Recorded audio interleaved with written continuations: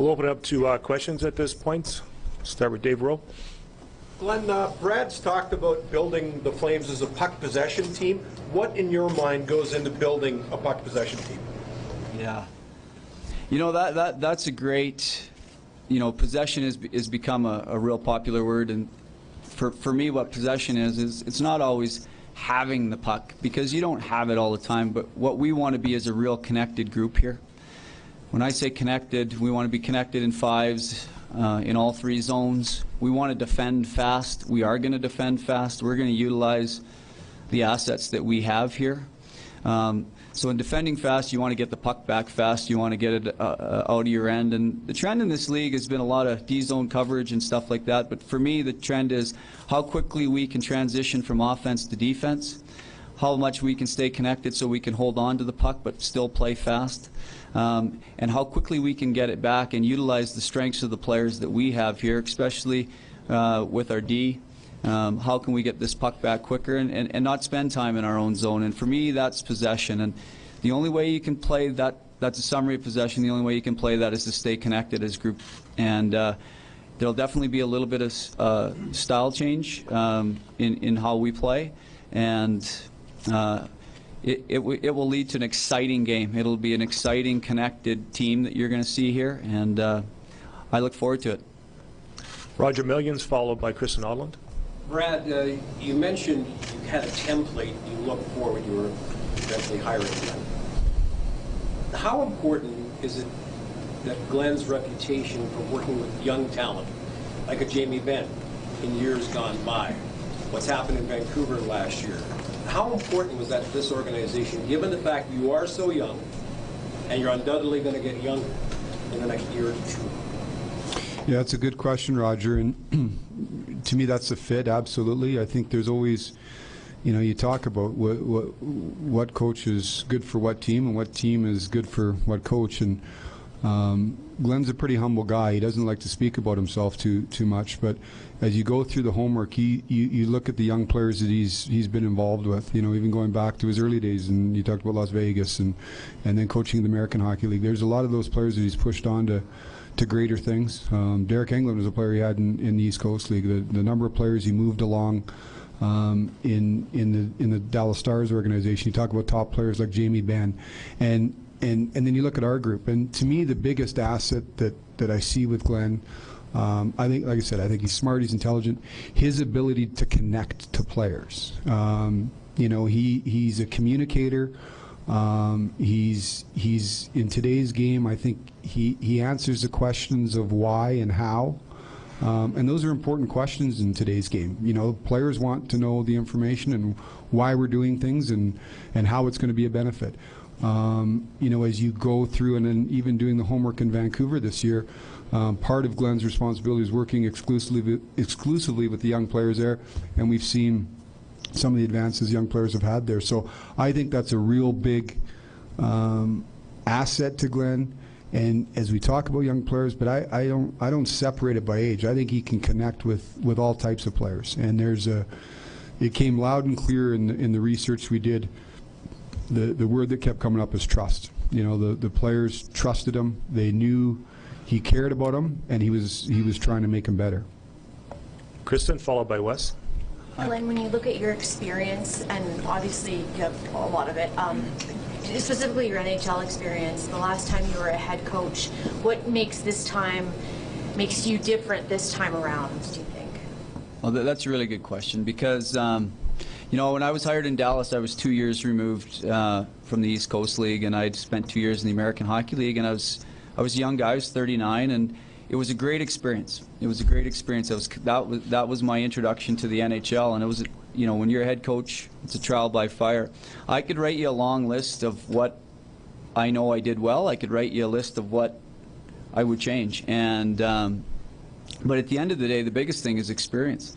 And the Dallas taught me, you know, I had Jamie as a young superstar there. I had Jamie Benn. I had Jaromir Jagr as an older, and I had Ray Whitney, and all those guys teach you a little bit of something about the league and the game. And moving on to Vancouver, if you're talking about experience, moving on to Vancouver and being an assistant, it opened the doors to a plethora of coaches. Perry Pern, I had Kurt Frazier in Dallas, Mike Sullivan, who just won the Cup. Him and I spent a year together, John Tortorella. So you get all these minds, Willie Desjardins, and all that's experience. And I always say it's to the guys or my kids, it's like going to university and becoming an engineer. And they'll all tell you, I went 4 years, I studied my tail off, and when I got out, I realized I didn't know a thing about building a building until I went on the site and started to figure it out. So you can't replace experience, and these 5 years have certainly given me a good base in the National Hockey League. Wes Gilbertson, followed by Brendan Parker, please. Glenn, from your vantage point, obviously, over the past few years, the research and the conversations you've had in the past few weeks here, what's your assessment of what you're taking on here in Calgary? What's in place and what steps need to be taken here? Like a really good young base is what I see here, and then anchored by a defense, right? It's we just talked about this, and this is the thing that kept popping out to me was you have 4D here that all had 40-plus points, and you're hard-pressed to name 2D on any other NHL roster that get 40-plus points. And so you can anchor there. Then the depth of the defenseman. You have a young guy, Yerke, that I know a little bit from Dallas, and I had Eggie in Las Vegas for 2 years as a young guy. Lots of depth here, and then you look up front, obviously excitement, right, with Sam and Johnny and Mono, and you see these young players, Backlund. For me, it's a team that's on the cusp. It's a team that's exciting. You got good veterans like Stage here. Heard nothing but good as far as locker room, and we want to get him certainly dialed into a good role for us because those are valuable guys. Tree talked about the young guys. Young guys are great, but they need to be surrounded by good veterans in this league. It's still a man's league, and I think we've got a good mix of that, and we hope to take advantage of that. Hope that answers your question. Yeah. Brendan? Hey, Brad, you just briefly mentioned that through this process you learned that Calgary is indeed a destination point for coaches. I mean, what about that process really spoke to you about that in particular? Well, I think as you go through it, you're learning more about the individual you're talking to. Part of it is you're learning a little bit more. Yeah, I think you should always be on a quest for knowledge. I think you can learn all the time, and in this case, you learn about your team a little bit. You get different opinions of your team, different opinions of your players, different, that outside view. So that was really interesting. As you go through it, you're trying to find that connection between the individual, the team, how it would fit, but you learn a lot in the process.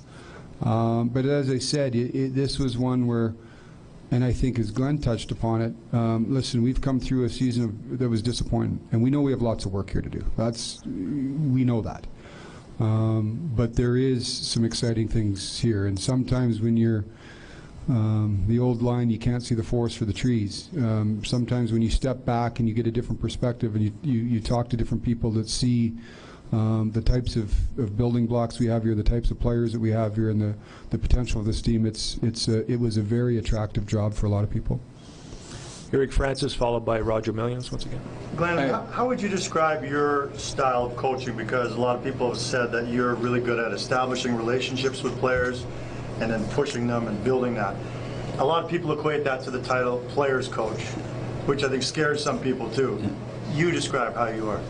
Yeah, and I agree with you, Eric. Like it scares some people, but you have to build relationships. And I think when you build trust and you build relationships, you get a long-lasting, something that's long-lasting, and you create an emotional bank account you talk about with players.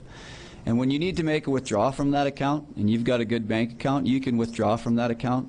If you need to push and prod and yell or maximize or whatever it is you're going to do with those players, if you have a good base, if you have a good trust, you can push them a long way, and they will play better, right? They will play better. And for me, that's the biggest thing is this league is tough. This league is tough. Like it's fun now in July, right? It's really nice. No one's lost a game. But as the season goes, you need to make sure that this team is having a little fun, that you're touching on guys every day. Guys trust you. You're communicating with them. You feel everyone needs to have value. That's what a team is. Everyone needs to have value. And if I need to take from the team, then I can take it as long as I've established that trust. Roger? Glenn, I had several players at the end of the season tell me one of their biggest concerns was not of themselves, but perhaps their youngest teammate, Sam Bennett. We know what Monahan and Goudreau have done in their 3 years playing, but they're concerned, these were veteran players saying, they're concerned about the great potential this guy had. How do you view him as an assistant coach in Vancouver watching him? How do you view what his capability and potential is going forward? Yeah, well, we kind of viewed him as this little, yeah, that's kind of how we saw him, right? He's such a competitive guy. Hey, I know that just coming from Vancouver, that that draft year, they valued this young man and his competitiveness and his spirit, and you can see it out there. And then you add in the hockey IQ, right? And you know, you give me hockey sense, you give me competitiveness, you got something there. And then he's got some skill and some tools, but those to me are the two biggest qualities, Roger, that stick out with him. And how do you handle them? I just think that as we move forward here, the young guys in this league, i.e. when I had Jamie Benn, they still need some insulation around them. They need guys that can help them as well so that their talents can blossom and go. They can't be put on an island and made to play, all right? Because it's still a tough league. They have all the attributes, but it's still a tough league. And that would be my thoughts with Sam, is to make sure that he has somebody there that can carry some weight for him too. And hey, confidence is a funny thing. If you got somebody there, you know what chemistry is like. You got somebody there, you got some chemistry, some confidence with. I think the sky's the limit with this guy. With that competitiveness and that spirit, I think it's he's the guy that's the one guy when we play guys, we see him out there, and he's not well liked, and he's real well skilled, and those guys are hard to come by. Heath Brown will come back to Eric Francis right after. Heath? Glenn, how badly did you want to become a head coach again? Would you have been happy as an assistant for a few more years, wherever you were? How badly did you want to get back behind the bench as a head man? Yeah, I think the biggest thing for me is I really wanted to get back there as to be a head guy, and you always want to run your own thing. And I enjoyed being an assistant. I enjoyed it. The reason I chose that route, when I left Dallas, I had other routes that I could have taken, is I wanted to stay with more experience in the National Hockey League. Like I said, it's a different league than any other league, and that was the one thing I felt I didn't have when I was in Dallas. And now 5 years later, you build up that base, and you get a know-how of the league, and that was important to me. But to run your own bench, run your own staff, put your own ideas, and that's where I get the juice from. I enjoy it. I enjoy. Hey, you love winning, you love competing. Hey, I love having fun, and you know, at the end of the day, it's just. It's nice to be able to run your own thing. Eric, and then Dave Rowe once again, please. Glenn, tell us about Johnny Gaudreau. I'm assuming you've never had a player like him. What do you know about him, and what do you think the keys are to making sure he continues to grow? Not height-wise, but player. Yeah, I'd like him to stay below me. You know, I'm breathing into this. He's so dynamic. Right? He's just so dynamic. And for a small player in the National Hockey League, to be able to go into traffic areas and come out with pucks, and not only that, just come out almost unscathed with pucks is something that you can't teach, Eric, right? It's a God-given thing. And I think Johnny is a dynamic guy. He creates so much. I'm going to ask him still to play both ways and challenge him to be better every day, because with young guys, there's a lot of room to grow. And when him and I establish a relationship, and I watch his game, I want to be able to use those top guys at times against the other team's top guys. And I'll tell you why is that's where sometimes there's holes in games. When you can put your top guys and they're responsible against other teams' top guys, and then there's holes in the other top guys' games, and so we want to make sure that that's rounded out for them. And the better you play in all areas, the whole team gets better. And I think, there's not much I'm going to do for him offensively. He's creative, and that's dynamic and God-giving. I'll just facilitate that, but we'll ask him to do some other things to make him a better player. Scott Cruikshank, followed by Derek Wills, please.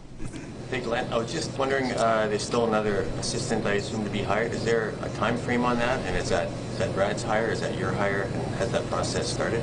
We started that this morning, basically, right? And it's going to be both of us going through a list of names, and the biggest criteria for me is we want the best guy, right? Or the best guys. And I know Marty's here. I know Jordan's here. I know Prings is here. And they're all fantastic. And I want to sit down with those guys, and we're going to talk and see what this team needs. What, you know, they're going to be a great resource for me in moving forward. And but Brad and I on the coaching hire are going to look for, you know, we'll work together on the list to get the best guy here. Is there a specialty you're looking for? Defensemen, defensive play, special teams? We're going to look for special teams, and that's what we chatted about here today. Is we'll look at, you know, power play, PK, and see what guys fit and how all the pieces get together. And just like a team, you need chemistry on your coaching staff. You need a little juice there too, right? You need to have a little jump in your step in January, because we need points in January. So it's going to have to be a fit too. Best guy, best fit. Is there a time frame? Have you thought about when you'd like to? The draft is usually when these things, Scott, like the draft is when all the coaches are together and guys that are still available will be there. So. And just on that too, as part of this is, you know, the first step was getting the head coach in place. We've done some looking of how who and how and why, but until Glenn was here, we now will sit down and as he said, let's see how all the pieces fit. There's some individuals that we've got in mind. There's some discussions we've had, but you know, ultimately that staff's got to work together and they've got to be comfortable together, and it's got to fit. Go to Derek Wills, and then we'll take a couple more questions after Derek. Glenn, welcome. Hey. I think your hiring takes one thing off of Brad's long to-do list. What does your to-do list look like going forward, other than hiring an assistant coach? Yeah, it'll start right from. It's going to start right at training camp for us, creating the identity that we want to play with. There's a great base here. There's a great base of work ethic here that was established. You know, with Bob, work ethic, mental toughness, and we want to continue that, but we're gonna add to that too, and that's what we'll start with, is how we dialing in how we want to play. Training camp, what we're going to do team building wise in training camp, all that is going to get mapped out here in the summer, and those will be the first things that get mapped out. And I'll tell you, through Brad's interview process, I climbed a mountain. I don't know if anybody knew. I climbed a mountain with Craig Conroy as part of the interview. We did the grouse grind in Vancouver, so they wanted to test me physically, so I did that. And then I flew to Calgary twice to meet with them. Both times they got me up at 5 to get out here just to see if I could make the plane, and I was prompt. So I got out here and I made it. And then you know, Brad chatted me with I think it was about 5.5 hours of chats on the phone, and then I'll mention the interview process, 6 straight hours of you know, they only gave me a glass of water from noon to 6, and then sent me back to Vancouver. So I'm pretty prepared for the start of the season, quite frankly, already. I would like to get the staff together and that'll be the first thing. Get some input from Jelly and all the guys here, and then start building. But we've got a lot of that through the interview process. I'm pretty much ready, I think. You talked about the importance of building relationships with your players. Will that process start immediately, either in person or on the phone? Yeah, it is. I'm going to go meet with players, and I think that's important. And hey, I'm not going to go drill them about hockey in July. I don't know if you've ever tried to nail these guys down about hockey in July. Some of them aren't thinking about that. They're training. They're you know, you got to save their juice for when it matters and when we need them. But I'm going to introduce and start those relationships, which I enjoy. There's so many good people in the league, and you know, so many good players, good people that I've coached in this league, and I enjoy that part of it, just getting to know the guys and their families and where they live and what mamas and dads do, and we'll start doing that right away. Okay, last 2 questions in this format. We'll go to Wes, followed by Eric Francis. Glenn, could you sum up, I guess, what you want the identity of this hockey club to be under your coaching? Yeah. I think in the West, you have to be a blend. You have to be a blend. And I look at our roster, and I can tell you, Wes, 5 years ago, I knew one way to play. I knew one way to play. That's the way I had success with it. But as these 5 years in the league and being exposed to coaches, like I've said, I see a fit here where we want to play fast, defend fast. We want the puck. We want to play with the puck. We don't want to dump the puck, but we will if we have to. So it's all those things. But we're going to stay real connected here as a group. So I see our identity, and we're going to be very competitive. Battling will be something we do in practice all the time. We want to be competitive. And in the West, you need a blend. You need to play with speed. We need to compete hard in areas along the walls. The game's still a trench game at times, and so we're going to compete hard, and we'll do that in practice. But I see us playing a real fast, defend fast, speed type game where our big players are going to have to play big, and we're going to have to be strong along the walls. Our fast players are going to have to be fast, but we're going to make sure, and our role players have to be role players. So identity will be the key. So I guess what kind of team we are, we're going to be certainly a blend of those things. Last question to Eric. Take us through the eyes of the Vancouver. When you looked at Calgary and played against them this year and in past years, what were your thoughts on this team through the eyes of a Vancouver coach? Yeah, if I look back, especially in the playoffs, and then through the season, it's just such an exciting team where the D, every coach in the league, going through this process, but talking to guys in the league and getting prepared, the D, right?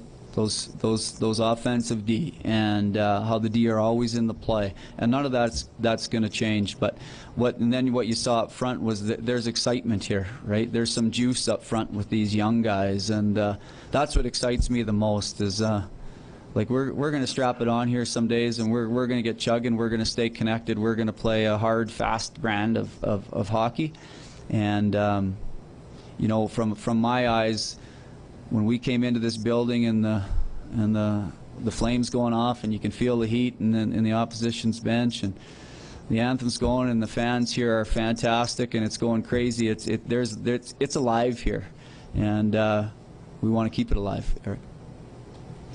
Thank you very much. We'll break into some one-on-ones and a chance some meet and greets and say hello, shake some hands.